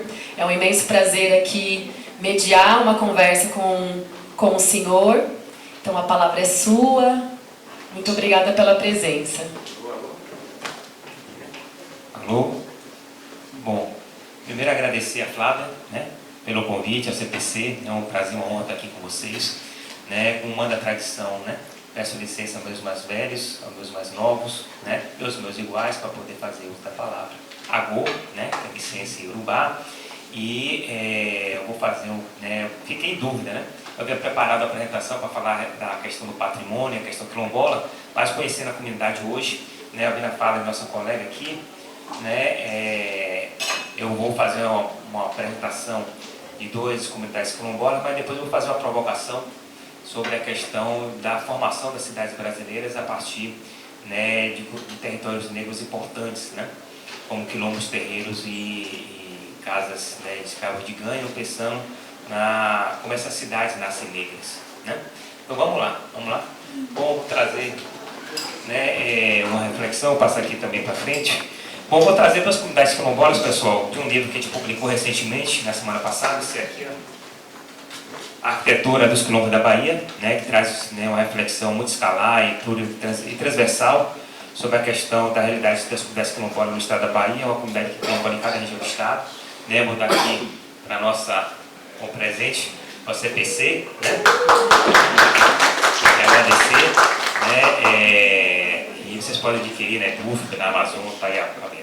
Mas eu vou trazer a questão do patrimônio a partir de 3 dimensões. A gente não pode pensar o patrimônio quilombola a partir de categorias eurocentradas, mas sim na sua relação com o território, com a cultura e com a etnicidade. Né? O território como sua relação com a natureza, com as temporalidades, com as suas formas de organização e produção, a cultura com suas práticas culturais, seus saberes, seus fazeres, né? E a etnicidade como uma construção coletiva, né? Na construção da identidade étnica do grupo quilombola. Pode passar, por favor? Né? Tá aí vários autores, não vou trazer eles, né? Mas pensando no território de forma muito escalar, né? Diversas dimensões, pode passar. Né? A cultura na perspectiva realmente, né, de ler como teia, como texto, né, como, né, práticas que vão se atravessando dentro da comunidade, pode passar. E a construção étnica a partir daquilo que eles recebem quando nascem, como patrimônio, como herança, né, a etnicidade relacional no conflito com a sociedade mais ampla, né, eu sou a partir do que ele me define como eu sou e como eu reajo a isso. Então, eu sou quilombola a partir de um espectro, não só minha luta quilombola, mas sim com uma sociedade mais ampla, me vejo enquanto quilombo, né, esse tensionamento que se dá.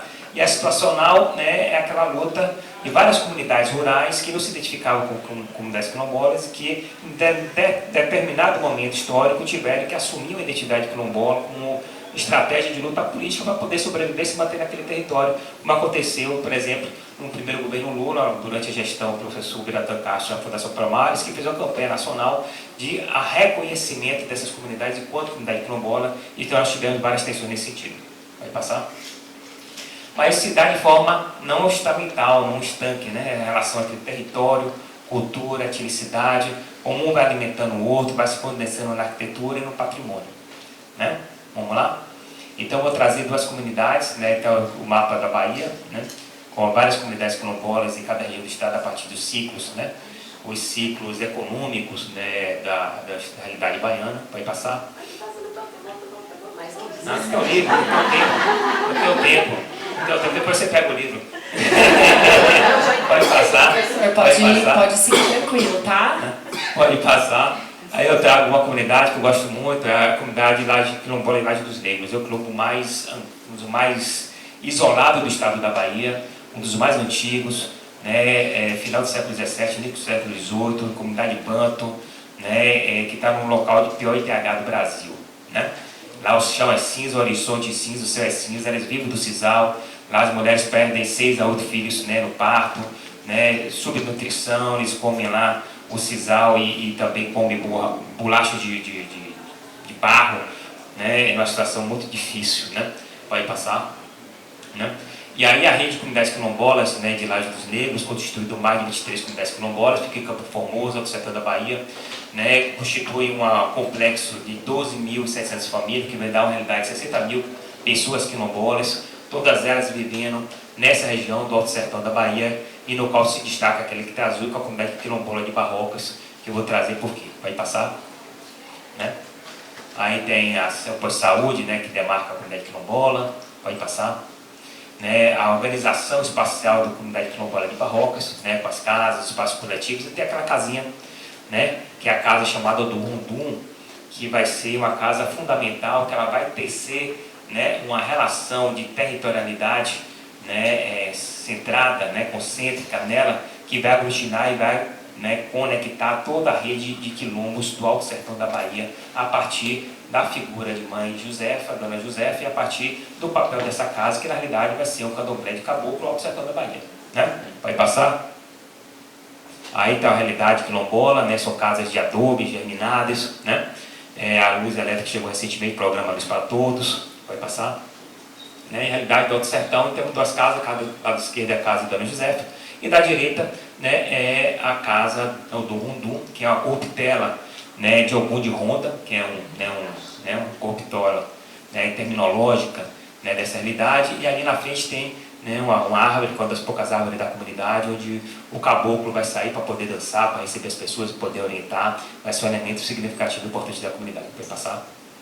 Né? E aí tem várias funções, né, centro comunitário, né, onde são realizadas, né, as reuniões sobre o problema da comunidade, né, aquela construção, centro cultural, onde são realizadas preparadas as festas, creche para as crianças, centro de processamento do sisal, vai ser a escola onde as crianças vão ser alfabetizadas, até os adultos vão ser alfabetizados, posto de saúde, que o médico vai dar uma vez no mês, né, posto de serviço social, farmácia do povo, e centro, e sobretudo o centro religioso, onde se realiza as missas católicas, as novenas, mas vai ser o elemento central do culto das religiões matrizes africanas no Alto Sertão da Bahia. Pode passar?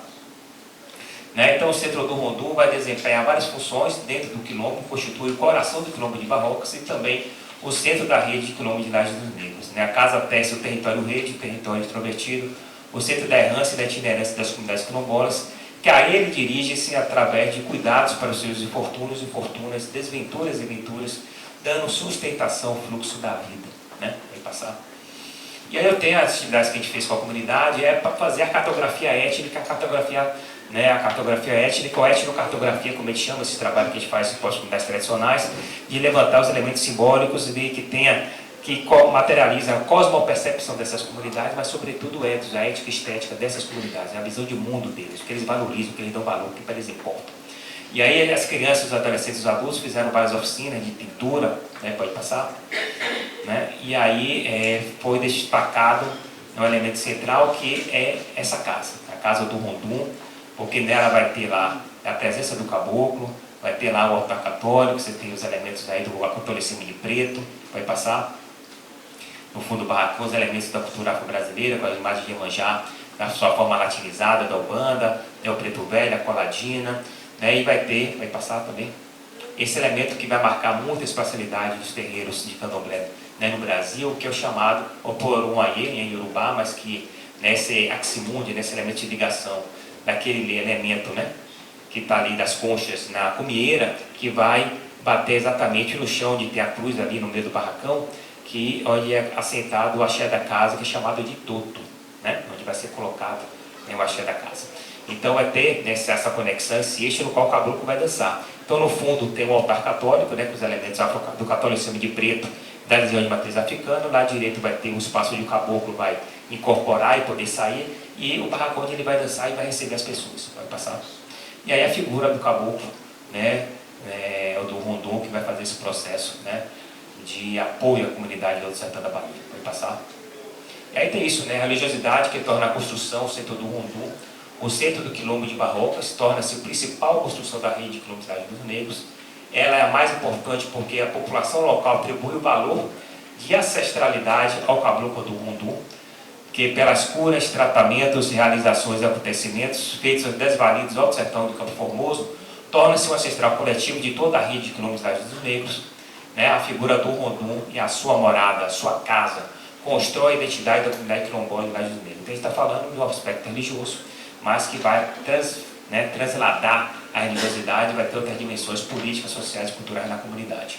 Então o Centro do Rondon propicia no primeiro momento a identidade primordial, enquanto a herança recebida da imagem de uma entidade coletiva, cujo prestígio se estende aos seus seguidores, caboclos que historicamente havia salvado seus pais, avós e bisavós de grandes mazelas. Num segundo momento, a identidade relacional, na medida que distingue e diferencia os membros dos quilombos de Lajes dos Negros das populações das demais quilombos da região, imprimindo um termo de prestígio por serem protegidos por um caboclo forte de grande poder. E, por fim, uma identidade situacional nas circunstâncias em que essa população enfrenta grandes mazelas, sobretudo em períodos de grandes secas, né, quando o caboclo se faz mais presente, trazendo fortuna e ventura dos valinhos do sertão. Então, falar de patrimônio, né, um pouco falar dessa dimensão, né, territorial, cultural, né, e étnica na construção da comunidade quilombola e em sua relação com os seus bens materiais e imateriais. Pode passar. Vamos para outra comunidade quilombola, que é do Recôncavo Baiano. Né, a gente trabalhou, né, em 30 comunidades quilombolas. Né, eu trabalhei em 85 comunidades quilombolas. Trabalhei em 30 no Recôncavo, 15 em Cachoeira e 15 em Maragogipe, agora no Baixo Sul, uma no Baixo Sul e mais 23 no Sertão. Né? Essa daí vai ser a comunidade de Maragogipe, pode passar. É a comunidade do Dendê, né, que você tem uma relação muito forte, né, como temos lá, da relação entre território, cultura e etnicidade, construindo identidade étnica e o patrimônio da comunidade. Então nós temos aqui a comunidade do Dendê, que vive da mariscagem, então as mulheres, a associação de marisqueiras que trabalham no mangue, né, os homens que vão trabalhar nas gamboas, na criação de ostra e na pesca, né, e a associação da comunidade que vai trabalhar no extrativismo do Dendê e no plantio de mandioca, né, e várias outras práticas, sempre vinculadas em relação ao território, cultura e etnicidade. O que eu vou trazer aqui é mostrar como o patrimônio material e imaterial que se funde na esfera do patrimônio cultural, ela está intrinsecamente nessas realidades vinculadas, né, à questão territorial, às práticas culturais e à construção étnica do grupo. Né? Não dá para falar de patrimônio quilombola sem falar em território, cultura e etnicidade nesse movimento circular, né, que as compõe. Pode passar. É o primeiro exemplo, né, a comunidade de quilombola de Salamina, né? Temos aqui Dona Preta, é um terreno também, que eles desenvolveram um processo de produção do mel, no qual eles plantaram em volta das casas várias plantas, né, que dão certas, né, flores, né, que vai atrair algumas abelhas, e eles fizeram, né, essas colmeias artificiais nas varandas, no qual eles pegam um tronco de árvore, tiram o miolo, colocam barro com cortiça, ou então fazem caixas, né, com barro com cortiça e atraem as abelhas a, né, usar esse espaço como colmeia e depositarem o mel aí. Né? Então, ou seja, você tem uma relação com o território que é um plantio de árvores, né, que dão certas flores, você tem uma atividade econômica, né, vinculada ao território, mas não é apenas uma esfera da subsistência, da forma, né, de sobrevivência, da esfera da produção da vida, material, do trabalho, do labor, mas sim atrelada à relação ao território, a uma prática e uma tecnologia quilombola, que é poder produzir esses colmeias artesanais nas varandas das casas, ou seja, a gente está falando de uma tecnologia quilombola, está falando de prática, está falando de saberes, né, de conhecimento sobre passar de geração em geração, né, e que, ao se fundir na arquitetura, constrói a identidade relacional do grupo, né, porque vai diferenciar essa comunidade quilombola de outras comunidades rurais da região. A gente está falando de território, cultura, etnicidade e patrimônio. Pode passar. Né? Aí outros exemplos, aí já no quintal, mesma estrutura, né? Aí já o tronco de árvore tirou o miolo, colocou cortiça, pode passar. Outra prática vai ser o pilão, né, que eles vão utilizar bastante né, na turma das casas, para poder apiloar e cozer, né, as amêndoas, pode passar. As casas de farinha, aí você vai ter algumas comunidades que vai ter uma casa de farinha coletiva na comunidade, outras vai ter uma casa de farinha no quintal das casas, por essa complexidade do habitat da casa quilombola, vai passar, aqui tem uns detalhamentos. E aí essa casa, né, a tua comunidade lá em Maragogi, Tabatinga de cima, Tabatinga de baixo, no qual cada casa possui no seu quintal sua casa de farinha, e todas essas peças dessa tecnologia quilombola, no qual, né, tanto o forno quanto a prensa, né, quanto a moição, são peças de madeiras feitas por inteiras sem um prego, tudo feito de forma de encaixe. Então aquela peça de madeira lá em cima, né, você tem um tronco de 8 a 12 metros de comprimento, e embaixo você tem, né, onde vai ser colocado, né, a mandioca para tirar a água, é um tronco de árvore que vai tirar o miolo, e você tem um pino central ali, ó, no qual você coloca a madeira, as pessoas vão girar, os quilombolas vão girar, à medida que vão girando, a peça de madeira vai descendo, aquela, né, vai empurrando a tábua, a tampa, né, tirando a água para produzir, né, a mandioca, a farinha e o beiju, pode passar. Aí o detalhe da tecnologia quilombola, estou falando de tecnologia. Né? Então eles têm uma relação com o território de plantar mandioca, eles vão plantar isso de forma coletiva, né? Em algumas comunidades quilombolas, outras a partir da família, né? E aí eles vão levar isso para poder levar para o centro de processamento, que vai ser uma tecnologia quilombola que vai ser desenvolvida pela comunidade, que vai passar de geração em geração. Né? Outros detalhes das peças que compõem a casa de farinha, ali está a madeira lá em cima, está aqui a prensa, né? Todo o tronco de árvore que só tira o miolo, pode passar.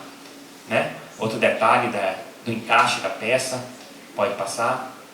Né? E aí você vê o tamanho da peça, né? Praticamente 12 metros de comprimento, tá, o pino central lá dentro, não tem um prego, não tem um parafuso, é tudo feito de encaixe. Né? E ali o forno, né, e a cesta eles vão trabalhar, pode passar. Daí, chegando essa etapa que é importante. Então, o ritmo do trabalho vai ser o ritmo do relógio, da produção da fábrica, da indústria. O ritmo para poder fazer a farinha, poder fazer a mandioca, né, o beiju, vai ser o ritmo da cantiga, né? Ela aprendeu com a mãe, que aprendeu com a avó, né? Então, as cantigas que vão dar o ritmo do trabalho de peneirar, o ritmo do trabalho de mover, né, a prancha no forno para fazer o beiju, para fazer, né, a farinha. Então, vai ser, né, a cantiga, a musicalidade que vai dar a tonicidade, ou seja, o patrimônio imaterial, o saber fazer, né, os saberes, as práticas que vai ser passado de geração em geração, que vai dar o sentido, o valor dessa farinha, dessa mandioca, a partir dessa tecnologia quilombola, a partir da relação com o território, né? Ou seja, sempre esse ciclo de território, cultura e etnicidade. Pode passar? Aí, esse ritmo, né, do trabalho, pode passar. Né, o detalhamento aí da produção da família, pode passar também. E aí chegamos no DD, que vai seguir um pouco a própria lógica, né, no qual o pessoal vai plantar, né, várias árvores do Dedê em volta das casas, e aí vai fazer o extrativismo do Dedê, vai tirar o Dedê, vai passar. Eles vão tirar, botar para secar, depois vão botar para cozer, né? E depois vão fazer a separação, né, da parte sólida da parte líquida. A parte líquida é chamada Dedê de pilão, esse Dedê mais denso, né? E a parte sólida vai ser utilizada para poder fazer a iluminação das lamparinas, das casas que não tem energia elétrica. Então, o biocombustível está aí já de origem quilombola, né? Mas o importante é destacar mais uma vez em relação ao território, ou seja, os dedezeiros que são plantados, né? A retirada deles, a secagem do território em volta das casas, depois o cozimento, ou seja, temos aí mais uma vez, né, um saber fazer, uma prática, um patrimônio material passado de geração em geração, no qual a produção final é feita da mesma forma, no ritmo, na cadência da música, das cantigas que elas aprenderam com os seus antepassados, com os seus ancestrais, né? Pode passar. Está aí o Dedê, né, um detalhe. E eu estive na África, estive na Nigéria, né, minha missão para a universidade, passei 2 meses lá, fizemos alguns convênios. A gente está fazendo um trabalho agora de pesquisa importante com a Nigéria.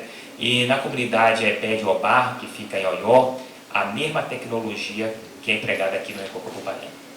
Né? Você percebe as mesmas etapas e o mesmo produto, né, o mesmo Dedê denso, claro que está aí. Mas aí fica para outra palestra. Vamos lá. É o entorno da casa quilombola. Né, várias estruturas, você vai ter fogão a lenha fora da casa propriamente dita, você vai ter a estrutura do galinheiro, você vai ter a criação de porco, você vai ter um local onde vai botar as ferramentas para lidar no campo, pode passar. Né? Um entorno também da casa em relação ao território mais uma vez, né? A gamboa e os musuais, antigamente o musuá era feito de palha, agora o musuá é feita com a estrutura de PVC e tela de galinheiro, aí pega como é que chama? A garrafa PET, corta, coloca aí, porque o siri de noite ele entra e não sai. Ou seja, isso é tecnologia quilombola, né? Utilizando materiais contemporâneos, né? E isso é feito onde? Na casa, na varanda, onde vai ser catado com os mais velhos, né? Pode passar. A piaçava também, né? Com outra atividade com o território, onde eles têm toda a técnica para poder tirar a piaçava, põe para secar, né? Separa as fibras e põe para secar durante praticamente 2 semanas, para poder produzir o artesanato, para poder vender nas feiras locais. Pode passar. Né? Passou de vez, né? A mesma coisa a produção das azeites, a produção, né, da canoa, para pesca, para mariscagem, né, no qual essas azeites são cuidadas e preparadas no entorno das casas. Pode passar. A agricultura também, que eles utilizam, né, na circunvizinhança das casas, no território. Está aí a banana, está aí o bobó, que é uma melancia pequena, típica da região. Pode passar. Entramos na casa propriamente dita, né, como adensamento dessa relação mais uma vez do território, cultura e etnicidade, no qual você tem, né, 2 dimensões, espaciais e materiais. Na espacialidade você vai ter as varandas de um lado e do outro para proteger, né, a casa de taipa, né, é comum no recôncavo baiano nas comunidades quilombolas o uso da taipa, no qual os pilares são árvores, são troncos de árvores, não são aparelhados, são troncos propriamente ditos, no qual são plantadas ervas medicinais, ervas sagradas e comestíveis de tempero, né, em volta desses pilares, né, as varandas onde vai ter o processamento do Dedê, a separação do Dedê, vai ter a separação da mandioca, vai ter o catado do marisco, né, ou seja, a varanda vai ser um lugar de passagem, de transição, vai ser um lugar de estar da comunidade quilombola, né, da família quilombola, na produção, né, de seus elementos, mas sobretudo e principalmente da passagem do conhecimento, né, do saber e da comunidade. Né? E aí você vai ter em volta da casa, quando se fala habitação quilombola, em casa quilombola, a gente está falando apenas da construção. A gente fala do território. Não dá para pensar a habitação quilombola sem pensar o território e as práticas de produção vinculadas às práticas culturais e à construção étnica do grupo. Então, no quintal, você vai ter sempre alguma horta, né, alguma roça de mandioca, vai ter uma estrutura de fogão a lenha, porque se pegar fogo, não pega fogo na casa. Você vai ter depósito, vai ter estrutura para galinheiro, você tem um espaço coletivo, né, que depois de trabalhar a vida toda na roça, vai ter um local para descansar. A sala vai ter sempre uma imagem de um santo católico, né, do catolicismo de preto para ter a novena durante o ano. Então essa complexidade, pode passar. Né? E aí a materialidade, né, a materialidade que eu destaco aqui, né, que a gente pensa, toda a casa de taipa é igual, não é igual. Cada lugar é um lugar, cada cultura é uma cultura. E nessa comunidade quilombola vai ter outras dimensões. Então, cada peça dessa, a comunidade quilombola deu uma nomenclatura. Né? Então, os pilares aqui que estão em vermelho, que estão ali, os principais, eles chamam de forquilha. Esse que está em lilás, né, de porta e janela, eles vão chamar de portal. Né? E a trama, né, eles vão chamar de trama e botar, né, de determinado tipo de madeira. Mas aí tem uma questão fundamental, como fazer isso? O como fazer está vinculado ao território, está vinculado à memória, às práticas, né? E aí, para poder retirar essa madeira, eles vão tirar geralmente no verão, na primavera, como é uma área que está quase de ilha, né, em volta do rio Paraguaçu, eles vão tirar geralmente 3 dias depois da lua cheia, com a maré baixa, porque a madeira, né, não está mais seca, porque quando tira com a maré alta, né, e com a lua cheia, o que é que acontece? Ela absorve a umidade, quando absorve a umidade ela enche, abre vazios entre as fibras e o cupim, a broca entra. Então é muito comum ele chegar aqui, ó, essa madeira aqui foi tirada na época certa, essa daqui, a mesma madeira, no mesmo lugar, foi tirada na época errada. Então tem a vinculação do saber em relação ao quê? As marés, aos astros, a lua cheia, né, e a época do ano. Né, isso é muito importante. E a outra é o local onde vai tirar a madeira, vai tirar o barro, né, ele tem que pedir licença aos antepassados, né, a figura do ferreiro, que é o preto fundador da comunidade, e que tem 3 pedras lá, onde são as moradas do ferreiro, que a partir das 18 horas ninguém pode passar, né, porque é uma ressignificação dentro da comunidade da figura de Ogum, que é o ferreiro dentro do povo de Santo, é Ogum, né? Então tem essa mística do ferreiro enquanto um ancestral divinizado, um orixá, que protege a comunidade e também o fundador da comunidade. Né? Então eles têm que pedir para tirar o barro, para tirar a madeira, né? Licença ao ferreiro, né? E também quando entra na mata eles têm que pedir licença à vovó do mangue, né? E ao vovô do mato, que a vovó do mangue é uma significação de Nanã e o vovó do mato é Ossém e Oxóssi. Né? Então tem essas dimensões, né? E ao tirar eles vão, além de pedir licença à vovó do mato, à vovó do mangue e ao ferreiro, eles vão contar para os mais novos, né, as histórias da comunidade, né, como é feita as coisas e por aí vai. Então, nessa arquitetura que está aí, né, tem todo o saber com relação à natureza, com relação, né, à temporalidade do tempo, né, e as questões culturais agregadas ao território. Pode passar, então, já concluindo. Né, tem alguns exemplos aí, né, de casas de estádio, de cobertura de palha feita no território, na região. Vai passar. Né, alguns detalhes de calha feita de bambu, né, de adobe, pode passar. Né, e aí os espaços coletivos, né, das comunidades, pode passar também.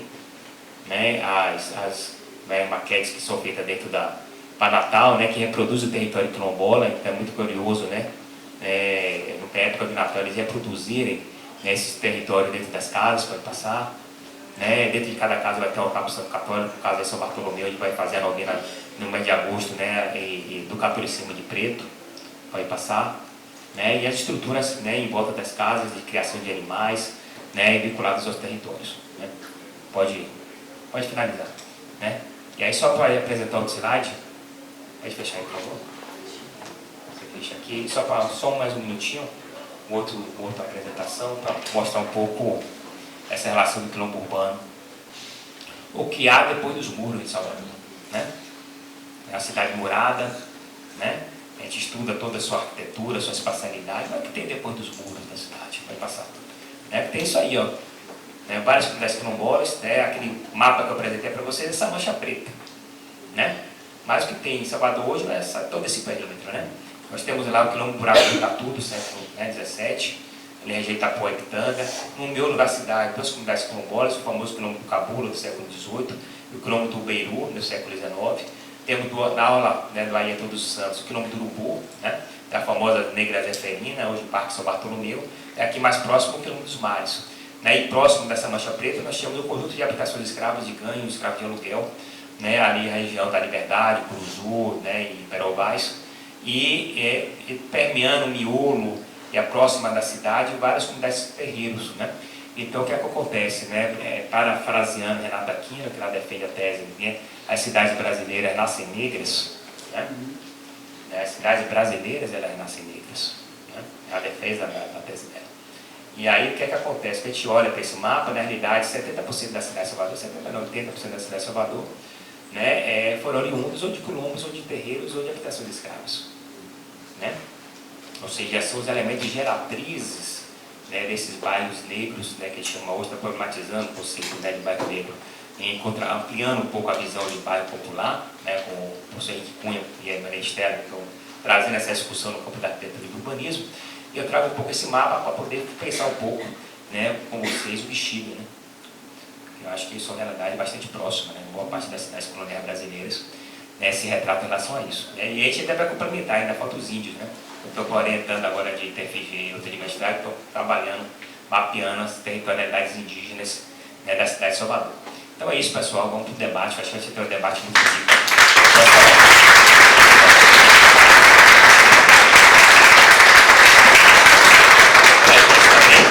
Outro presente, a gente publicou no passado esse livro Arquiteturas Crioulas, dos terreiros de Candomblé e Cachoeira São Félix, né, que eu vou dar aqui também, que trata da questão da relação dos terreiros, dessa arquitetura desses terreiros, de várias relações, e a relação delas com a cidade, Cachoeira e São Félix, com o povo baiano, que eu vou dar também de presente para nosso CPC aqui, né?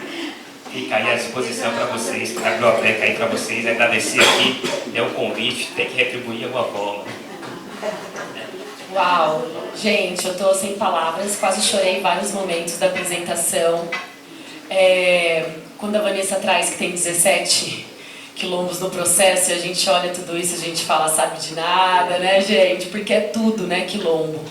Então, eu acho que fica uma reflexão pra gente pensar o quanto nossa tecnologia foi boicotada, o quanto ela foi usurpada, como as pessoas se... tomaram posse de coisas que são nossas, de raiz, de berço. Eu sinto imensamente lisonjeada por fazer parte desse processo. Reafirma muito minha pesquisa de doutorado, em que eu discuto os valores afro-civilizatórios, a circularidade, o comunitarismo, o axé, a religiosidade, e como que isso fortalece os territórios quando reconhecidos. Então, eu fico muito feliz, gostaria de ter mais tempo para ouvir todos vocês. Quero agradecer em nome... A gente pode fazer uma rodada, dá tempo? Tá bom? Tá, eu tava na dúvida se dava tempo ou não. Acho que uma rodada... E aí, uma rodada, a gente limita mais ou menos quantas perguntas, tô vendo várias mãos. Fala, Lu, vamos começar então? Quer vir até aqui? Você foi a primeira que levantou a mão. Mais alguém quer perguntar? Só para eu mapear aqui e levar o telefone depois. O telefone, ó, que doida. O microfone depois. Então, primeiro eu quero dizer que durante a fala da Vanessa foi me subindo um ódio no coração, mas Malcolm X dizia que ele move a gente, né? Isso é importante. Porque fica muito evidente, eu ficava sempre lembrando do mapa do tombamento do Bexiga, que deixou não por acaso o vai-vai de fora lá atrás, né? E o quanto atrasar esse tipo de regulamentação, o tanto que se atrasou, é projeto. E nesse sentido, eu tenho dialogado muito com os companheiros no Mobiliza Saracura Vai-Vai, que eu estou procurando as pegadinhas da portaria, porque eu achei que ela é muito positiva, mas a gente precisa debater, né, do ponto de vista da efetividade dela. Como é que o Estado racista brasileiro vai se voltar contra ela?